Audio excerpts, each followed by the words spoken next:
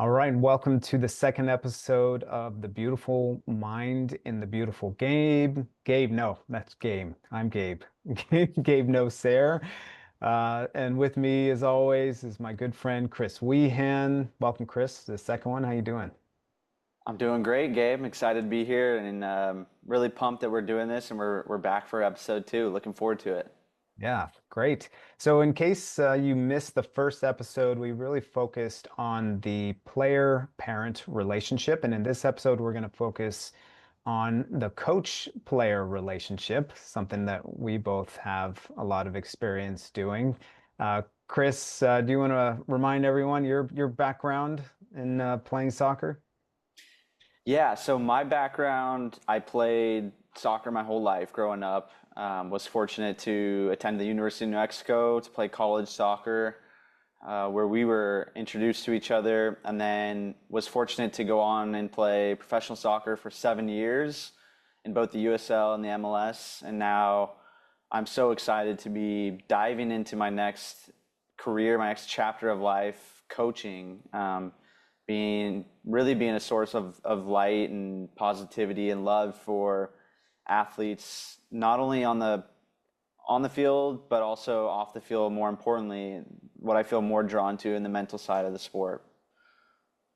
Awesome. Yeah, I remember you actually when you came in as a freshman, very slight frame, and I vividly remember because I would go watch because my team, I was done coaching with my team at that point because they moved on and were college. My guys were a little older than you were.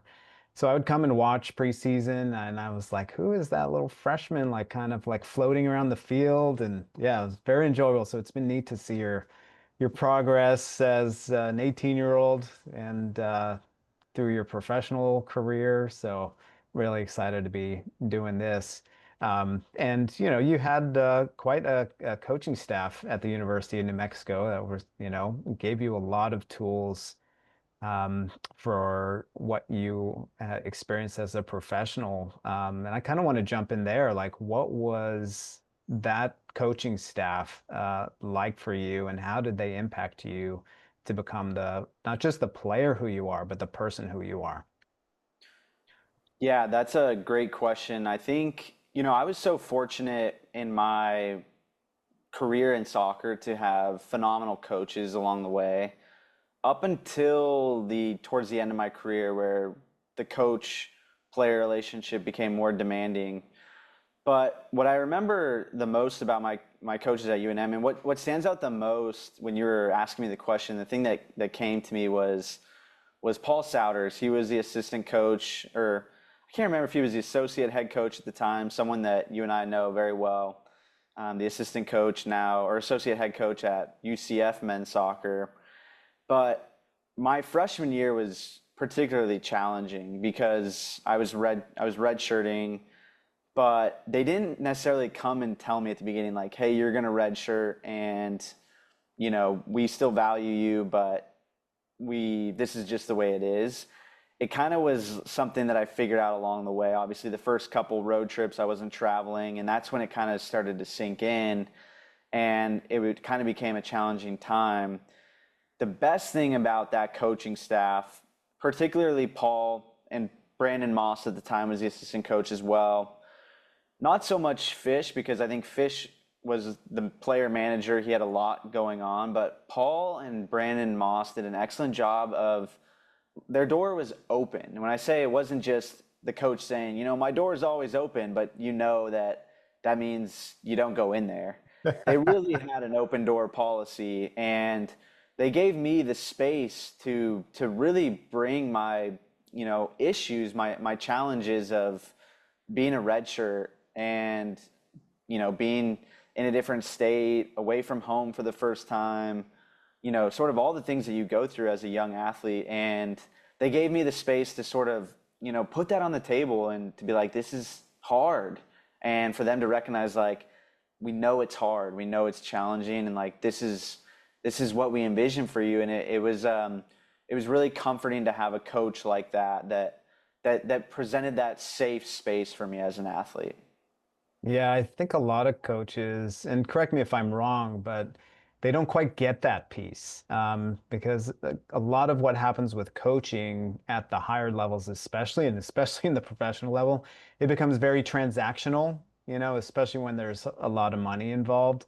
And it's kind of like, what are you doing for me? If you're not helping me to succeed as a coach, I'm going to kind of overlook you. Is that kind of accurate, you feel? Oh yeah, I think for sure. And I think the sad reality is that it's becoming more like that in college soccer, which is really sad to hear.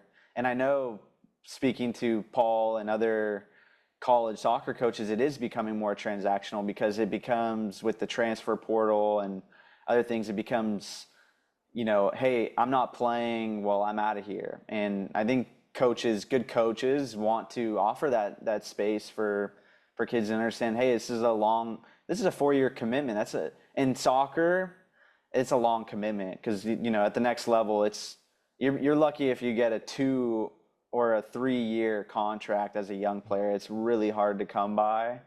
And so I think that's the sad reality. And yeah, in professional sports, it becomes very transactional and everything is results based. That I think would be a great topic for us to talk about is how you balance that getting results, but also developing and having relationships with players. Hmm.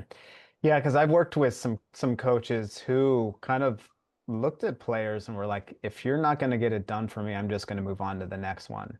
And for me, I never approached coaching like that at any level because I always knew that my role or what my desired was to get the most out of somebody. I think a lot of coaches forget that they're not coaches, they're teachers. And like they're supposed to teach them if somebody has some sort of deficiency, whether it's they're not in shape, they're struggling with their first touch or finishing or whatever, like they're there to shoot them, not or I'm sorry, not there to shoot them. They're there to support them to develop, and I think so many of them just kind of push them off to the side and said, all right, who's up next? Who's going to get it done for me? And then you're out of here, and I'm going to bring someone else in from some other team and hope that they work out. Yeah, 100%. And I think I've even had that conversation with players at the professional level is that it's understandable to not necessarily be the coach's guy or to be on the outside looking in terms of there's 11 guys that are on the field and maybe 26 to 30 players on the roster. So that's a lot of guys that aren't out, but I'm curious to know I'm curious to pick your brain on this. Like, what are some things that coaches could do to make every player feel like they're valuable on the roster, right? Because some players told me like, I just am not the coach's guy, and no matter what I do, I feel like I'm not going to play. But crazy things happen in sports, and anyone can get called on at any point with injuries or suspensions or Mm. whatever. And so I'm curious to know, what do you think, or some coaches that you've been around that really have skills to treat everyone like they're a valuable piece, even if they're not playing a Hmm. lot? Right. I think that's where conscious leadership comes in, and I feel like things are shifting towards that. If coaches can go in there, first of all, set an intention and an understanding that they're there like they're teachers, right? But they're there also to support these people. These people are human beings. I don't care if they're 6 years old or 36 on the other side of the hill as a soccer player. Like they're there to support them as human beings and to really operate more from their heart. I think what you said about what Paul and Brandon gave to you that freshman year of yours was just that validation, I'm sure meant so much, right? Yeah, yeah, Yeah. yeah, Just to understand like, hey, we know this is hard, for you, and just to hang in there. Sometimes just hearing that validation in any relationship, whether it's with a partner, with a friend, or especially here in with a coach, hearing that like I understand what you're going through is just importantly valuable. And I think a lot of coaches struggle with that, but I think the athletes these days are asking for that, don't you think? Yeah, I think I had just heard that in a podcast yesterday. This woman was speaking, she was referring back to her old corporate job when she used to be in customer service for some big company. And oftentimes people were on the phone for a long time before they were able to connect to an agent, and they were very angry. And that they were taught to validate that anger to get that person to lower their emotional state. And I Mhm. related that so much, it made me think of coaching as well. And that's 100% what Paul was able and Brandon Moss were able to do for me. It was say, man, we see how hard you're working. Like we know you're a great player. We value you, even though you're not getting that return in terms of playing time. We have, I know it's hard for you to understand, but we have such a long-term vision for you. And that really did like allow me to know that I was seen, to know that one, I was safe to even bring my emotions to the table. And because I was physically emotional in that moment. I was crying, and I was expressing how hard it was to redshirt, and they gave me that space. And I think back to other times when I would bring something to a coach. I remember later in my career, I brought something to a coach and I said to him, I was having a hard time connecting with the player that I was directly in relationship with. So I was playing as a number 10, attacking center mid, and there was a number 9 I was playing with, and there just wasn't the connection. It was really hard to explain, but it just was, we were on different pages. And there was another player that was on the roster that him and I had an incredible on the field connection. We weren't great friends off the field, but when I brought to the coach if he had considered looking at us, even just in training together, fostering that relationship, he shut me down immediately, and didn't validate me at all. And that became, I knew that it was not safe for me to sort of bring my thoughts to the table. Hmm. Yeah, that's a tough one because, in my opinion, the team doesn't belong to the coach. The team, it's everybody working together. The coach just happens to be in a leadership position, but everyone's an integral part of the team. And a lot of coaches, I mean, you've been through it, there's so much ego involved, right? If somebody questions you and the ego, the biggest fear of the ego is not feeling important enough or not, being important enough in the person's mind. So when somebody else challenges you, especially a subordinate, right? A lot of coaches can push back. Instead, I think the mature coach can be secure enough in themselves and be like, okay, hey, yeah, let me listen to you. Maybe there's something in there for me. Maybe I can listen. And if not, to say, hey, I get what you mean, but here's why we do that. And then sometimes the player then can understand, like, oh, okay, that makes sense now, and I can see maybe where I don't fit. But I think the best coaches out there are the ones who can listen to their players and have like the leadership within the team step up and to feel comfortable with that. I mean, having free-flowing communication among each other within reason, of course, that ultimately the coach makes the decision, but to have that type of communication style is so valuable. I grew up in my younger childhood in Columbus, Ohio, so I love watching Ohio State football, and last year was just to me an amazing year to watch and Ryan Day's development as a coach. I could guarantee that he worked with somebody on team culture because whenever he was interviewed, he was always praising like, hey, this is about them. We have great leadership, we're brotherhood, and you could really feel that. And they struggled. They ended up losing 2 games in the regular season, especially the last regular season game to their arch rival. And after that game, the players got together and they talked to the coaches and then and said, like, hey, we weren't playing, we were playing out of fear because you guys were coaching out of fear. And the coaching staff really like took that and they knew it. So they kind of unleashed the team. And then in their postseason, of course, they went on and destroyed everybody on their way to the national championship. But that wouldn't have happened if Ryan Day was like, no, it's our way. We're doing things here. If you don't like it, get out of here. I'm sure you experienced some coaches like that. Actually, I know you did. So if you want to share any stories about that, Yeah, how it was for you.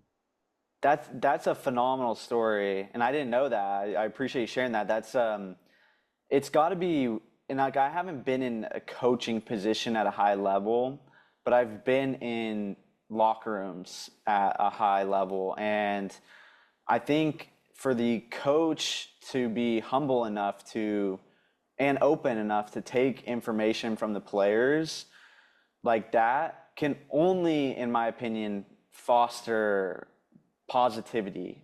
One, I think Hmm. to allow the players to be confident enough to come together and say, hey, because, and to value everyone's opinion, right? It starts with that, the players coming together and being like, this is what I think is going on.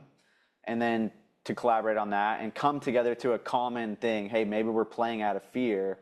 And then to address the coaches. And the hardest thing is probably you want to fight back on that. You want to say, well, you don't know, you're just the players, like you don't know what we do, and you don't know how hard we work behind the scenes, and you don't know what our thought process is. But to be open and say, okay, let us take that and sit and see if we really analyze ourselves. And because I'm sure there's coaches on the coaching staff that felt we are 100% operating out of fear, but to allow, that's amazing. In my experience, I really, I without saying any names or anything, there was one particular place where the coach was operating out of fear, and I know that it was some part from within him, but also from the leadership above him, with the general manager and ownership group that was really unhappy with the way things are going. And the sad reality is in sport is someone's going to get blamed or held responsible, and it's oftentimes the coach. Hmm. And this coach in particular led with fear, and that fear often came out in anger towards us. And when that happened, I think it really diminished the human to human relationship, and it really started to foster a subordinate relationship. I am in charge. You have to listen to me and do as I say so that we can get the result. And that's I always use this analogy that soccer, playing at the high level, that's the margin for error is so small. The difference between us and the other team is so minimal.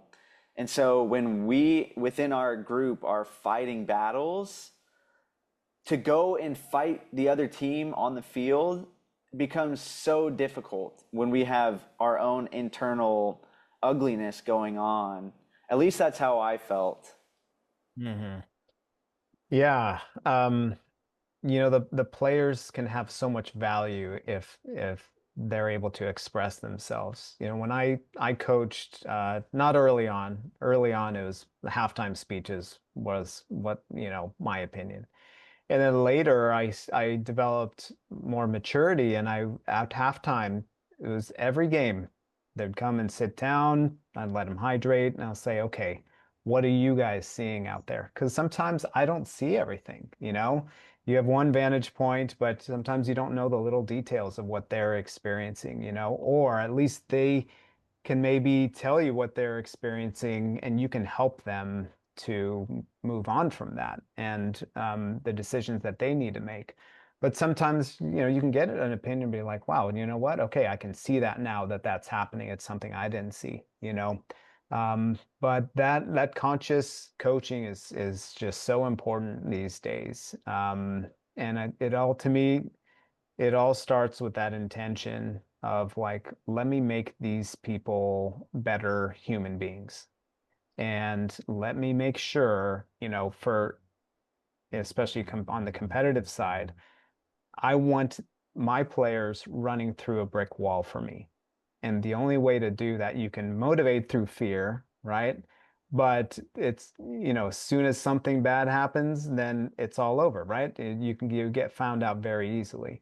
but you can motivate so much more stronger through love. And when somebody really cares and they feel like they have a deep connection with you, then they will really run through anything for you. Now, you agree or disagree? Yeah.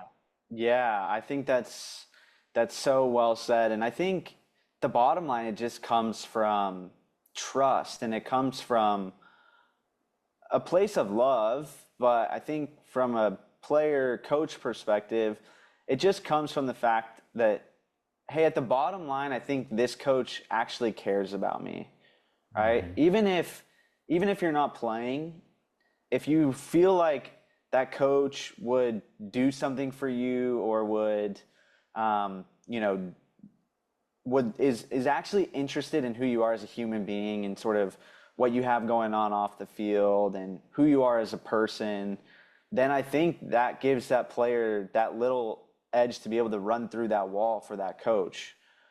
And Mhm. it allows for openness, or I always felt like with my coaches at UNM, with Paul and Moss and Fish, that they cared about us as people and they cared about developing us as human beings as well as soccer players and to succeed on the field. But ultimately, they really cared about us as human beings, and I think that goes such a long way. When a coach only cares about you as a asset on the field, either you're going to help me win games or you're not, then that relationship, it's not it I don't know the right word, but it just becomes almost fake, almost fraudulent, it feels like. What do you think about Yeah. that? It's very shallow, right? And it's Yeah, not shallow. sustainable, yeah, to have like success in the long term, you know. No, you're absolutely right. Like to me, coaching is just like any kind of super deep, intimate relationship. You know, if you're able to be open and vulnerable with each other, it's going to be more successful. You know, but if you can't be honest and vulnerable with each other, it's going to fail. You know, if people are walking around on eggshells all the time, you're not going to have much success, you know, and especially at the professional level, right? Like you have these very little real things that are like, this is your job. You know, if you're not performing, you're going to be out because, you know, to me, it's way easier to become a professional than it is to stay a professional for many years, you know, because there's always the next crop of players coming in, right? So in order to get the best out of people, like you want them to be comfortable within themselves.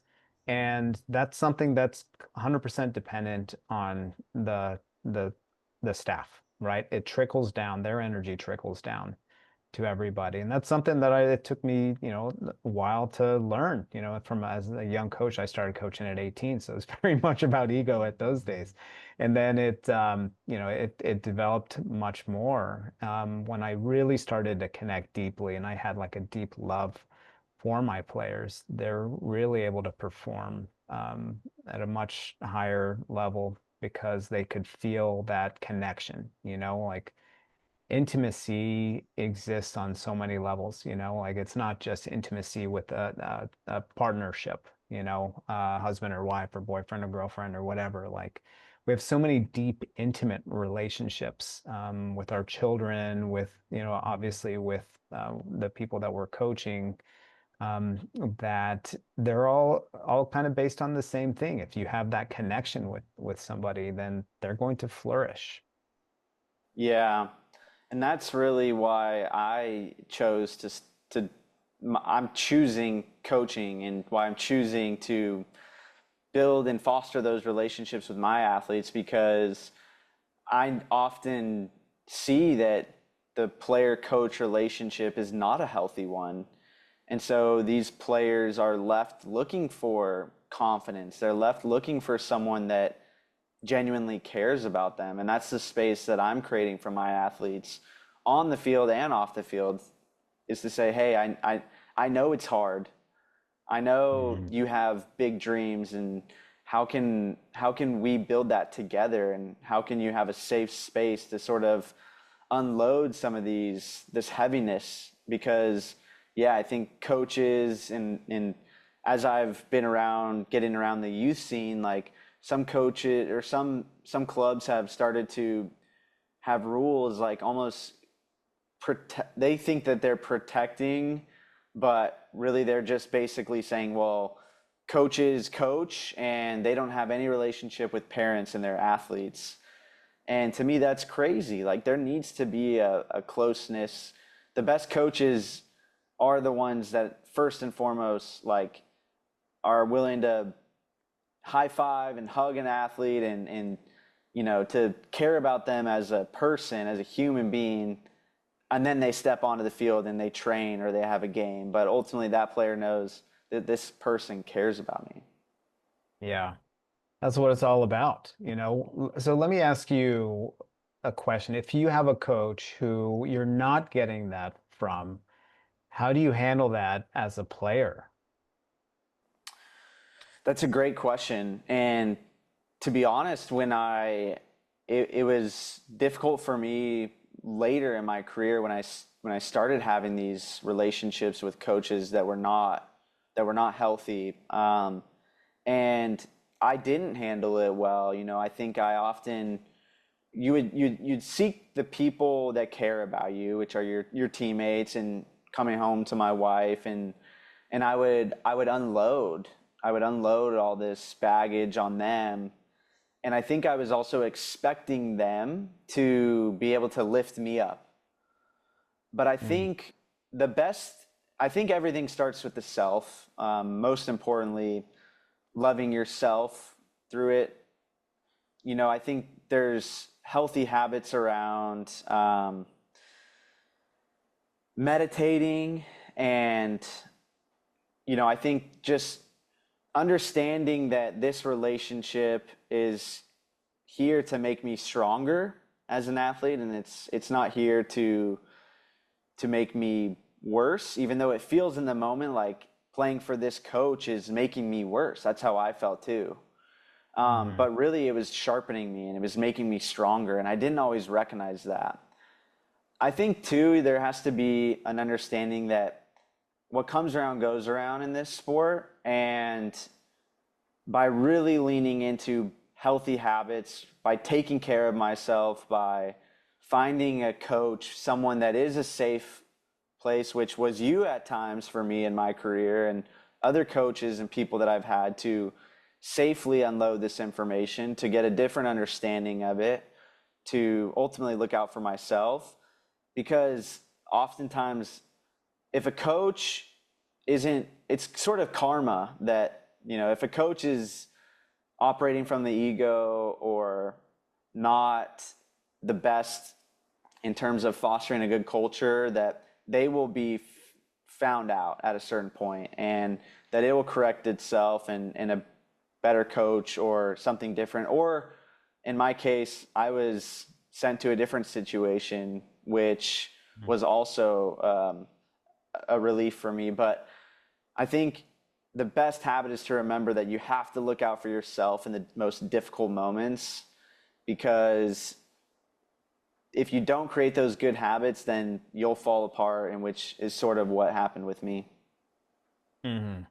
Yeah, I think, you know, what I picked up from what you were just talking about is when I work with people, I say, okay, in this situation, what can you change, right? And what do you have no control over? And what do you have control over? Hmm. And sometimes, yeah, you don't have control over how a coach is going to respond or react to you, you know, especially when they're not really more aware of themselves and they are operating more from their false selves. But overall, like you can control your attitude as a player, right? And sometimes you have to grind it out and you have to kind of surrender to like and to understand the futility of life sometimes that you're not going to have control over every situation and to just do your best of whatever you can if you're not getting playing time and you're working hard and so be it. And then, when the season ends, you can hopefully find a better situation for yourself or one will find you. But I think too, what's biggest, what you talked about is if you don't have that support to rely on your teammates and also the importance of, having that support at home. I think that's where parents of young athletes especially that really need to understand like, hey, they're not getting that love and that nurturance from their coach.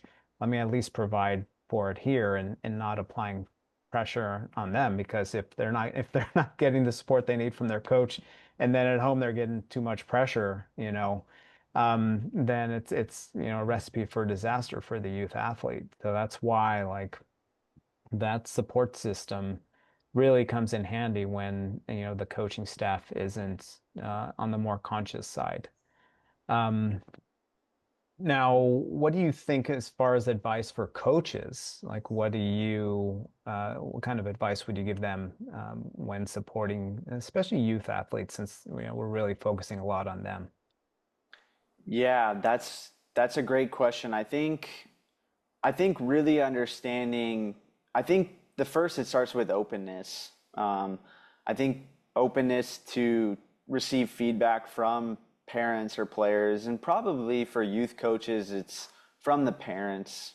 Um, and I think, in preseason or post-season meetings, like if you feel like there's a disconnect, if results weren't going your way, that openness to say to the parents like, hey, like where can I be better, or be what do you guys need more of from me to Mhm. foster a better culture.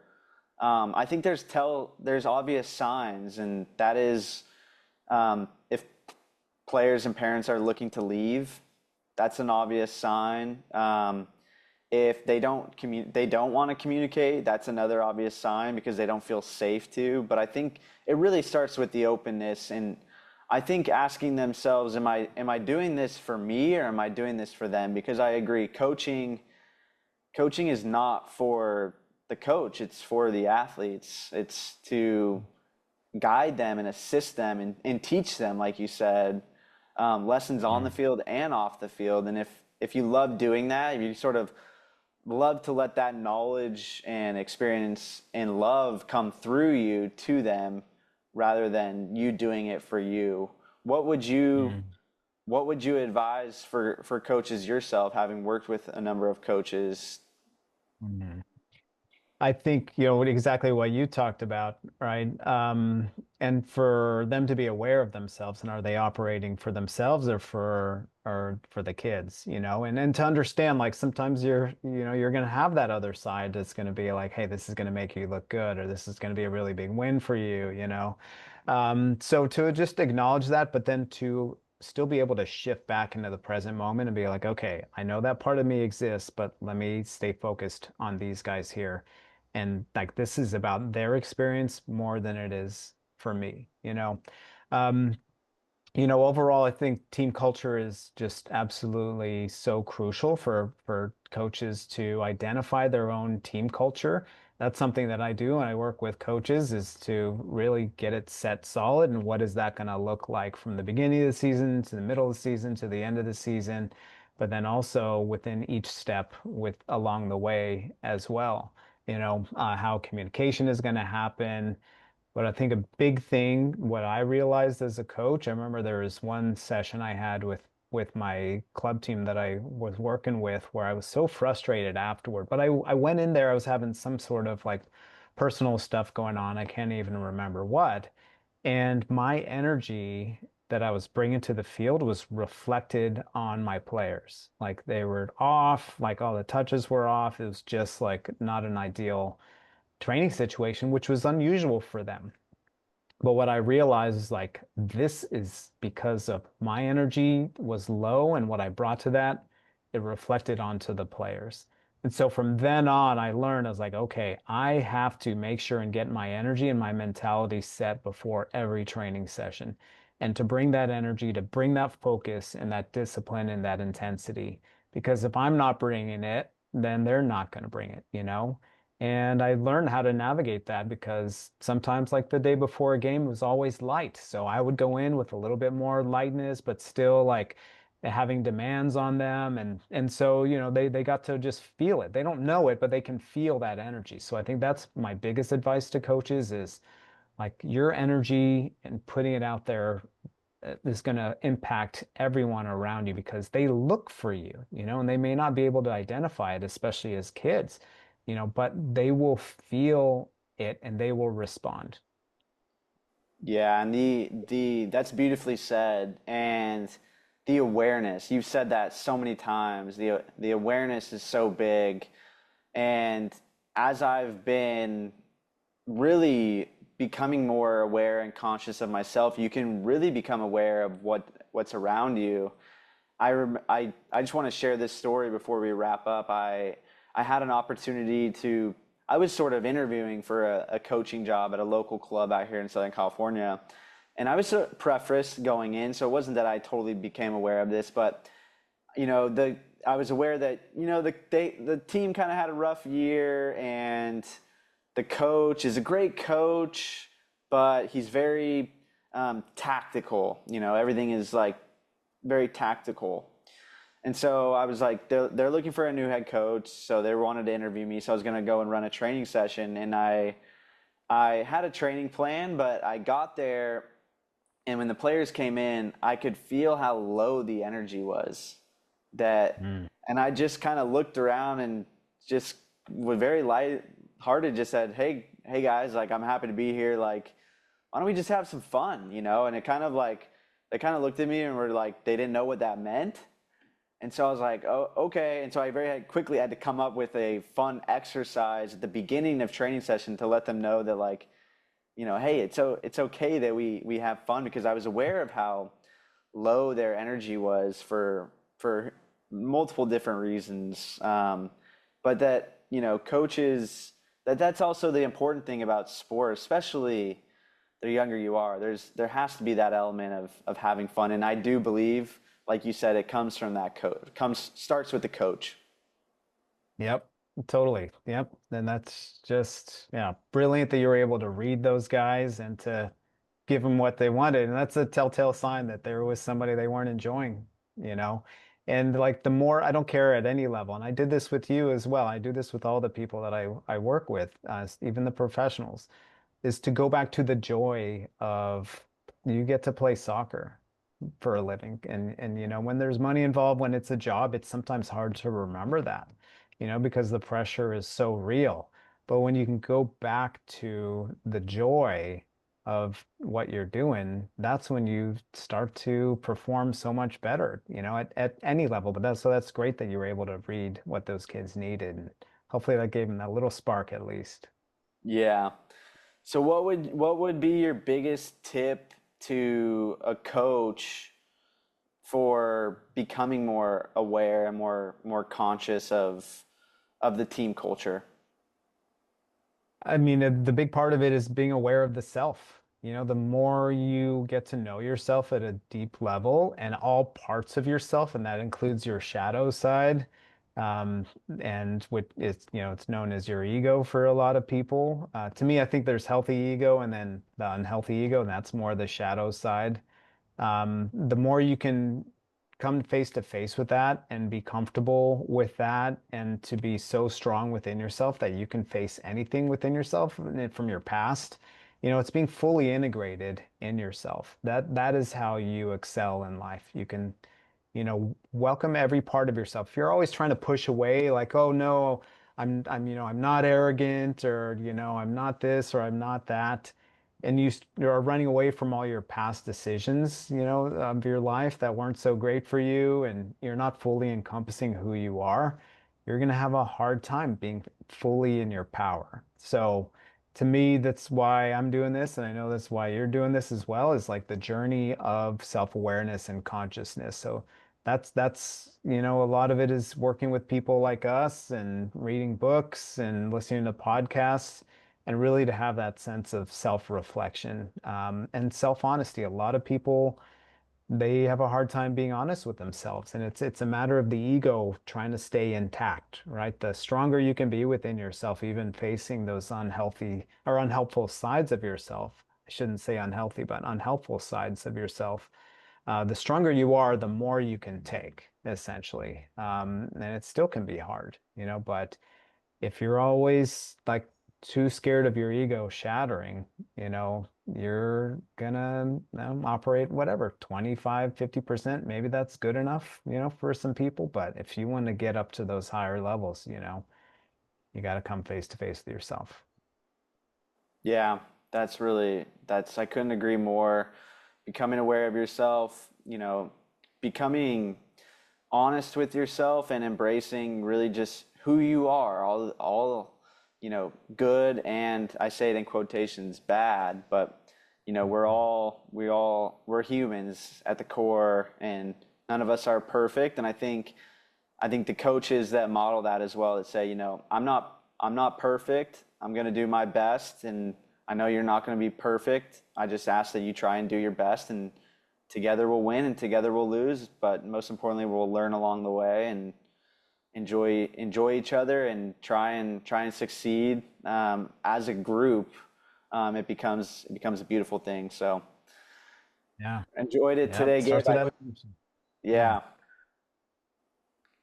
Yeah. Um, yeah. Enjoy. Sorry to cut you off there. Go ahead. No, you're good. You're good. You close this out. You let us out. You close us out. All right. Well, yeah, let us know first of all how people can get a hold of you and how you can support them. Yeah, follow me on social media, particularly on Instagram and YouTube.